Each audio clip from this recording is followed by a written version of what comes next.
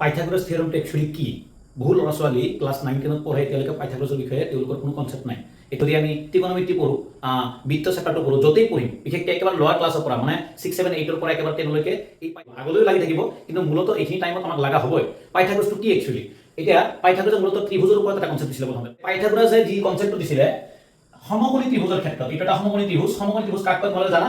যি ত্ৰিভুজৰ এটা কোণৰ মাপ 90 ডিগ্ৰী হয় তাকে সমকোণী ত্ৰিভুজ বুলি কয়। পাইথাগোৰাছে কথাটো কৈছিলে যে সমকোণী ত্ৰিভুজ যদি হয়, যি কোণটো 90 হ'ব, তাৰ সন্মুখৰ নামটো দিছিলে কৰ্ণ। কৰ্ণ বা অতিভুজ বুলি কয়, এক ইংৰাজী হাইপোটেনাছ বুলি কয়, হাইপোটেনাছ। এইবাৰ এই ইয়াৰ আগত যি বাহুটো আছে, এইটো নাম দিলো মই এ বি চি, হ'ব? বা এইটোক মই এ ৰে বুজালো, এইটো বি ৰে বুজালো, এইটো চি ৰে বুজালো, ঠিক আছে? এইবাৰ কথাটো হ'ল যে এই পাইথাগোৰাছে কোৱা কথা মতে তেওঁ ক'লে যে ইয়াৰ আগত যি বাহু থাকিব এইটো কৰ্ণ, আৰু থিয় কৰাৰ নামটো দিলে লম্ব, আৰু এইটো নাম দিলে ভূমি, ঠিক আছে? এবাৰ এইটো ইংৰাজীত কোৱা হয় পাৰপেণ্ডিকুলাৰ, এইটো কোৱা হয় বেছ। কথাটো হ'ল এনেকুৱা, পাইথাগোৰাছে ক'লে যদি এটা কোণ 90 ডিগ্ৰী হয়, লিসেন, যদি এটা কোণ 90 ডিগ্ৰী হয়, তাৰ সন্মুখত যি বাহুটো হ'ব তাক স্কয়াৰ কৰিলে যিমান পোৱা যাব, মানে এইটো নাম মই কি দিলো এ, যদি এ স্কয়াৰ কৰিলে যিমান পাম ইকুৱেল টু এই দুটাক স্কয়াৰ কৰি একলগ কৰিলেও একেটাই মান পাব লাগিব, এইটো বি স্কয়াৰ প্লাস সি স্কয়াৰ এনেকুৱা হ'ব লাগিব। অৰ্থাৎ এইটো বাহুৰ মাপ মই দিলো সাপোজ 5। কোৱাচোন 5 ক স্কয়াৰ কৰিলে কিমান হ'ব?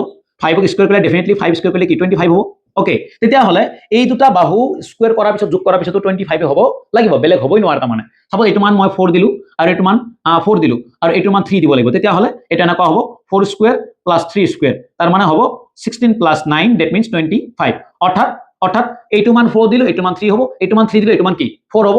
তাৰ মানে এনেকুৱা ত্ৰিভুজৰ যদি এটা কোণৰ মান 90 ডিগ্ৰী হয়, তেতিয়া তাৰ বিপৰীত যি বাহুটো আছে, এইটো কোণ 90 ডিগ্ৰী, তাৰ বিপৰীত যি বাহু আছে এই বাহুটোৰ মাপৰ স্কয়াৰ যিমান হ'ব বাকি দুটাৰ স্কয়াৰৰ যোগফল সদায় সমান হ'ব। এইটো আছিলে পাইথাগোৰাছৰ মানে উপপাদ্য, যোনটো আমি যিকোনো মানে ক্ষেত্ৰত, ত্ৰিকোণমিতিৰ ক্ষেত্ৰত, বৃত্তৰ ক্ষেত্ৰত, বিশেষকৈ ক্লাছ 9-10 তো লাগিবই। এইখিনি নোহোৱাকৈ আমি জ্যামিতি বা ক্যালকুলেশন কৰিবই নোৱাৰো।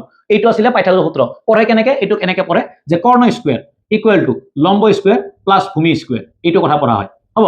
এইটো কৰ্ণ, এই কৰ্ণক স্কয়াৰ কৰিলে যিমান পাম, লম্ব আৰু ভূমিক স্কয়াৰ কৰি একলগ কৰিলে একে পাম। অৰ্থাৎ কৰ্ণ স্কয়াৰ ইকুৱেল টু লম্ব স্কয়াৰ প্লাস ভূমি স্কয়াৰ। বা এইটো এনেকৈ পঢ়ে যে C square equal to B square plus A square, হ'ব? এনেকৈ পঢ়ে বিভিন্ন, এইটো নাম দিলেই হ'ল, এইটো বাহুৰ যি নাম হ'ব সেইমতে এইকেইটা নাম যাব।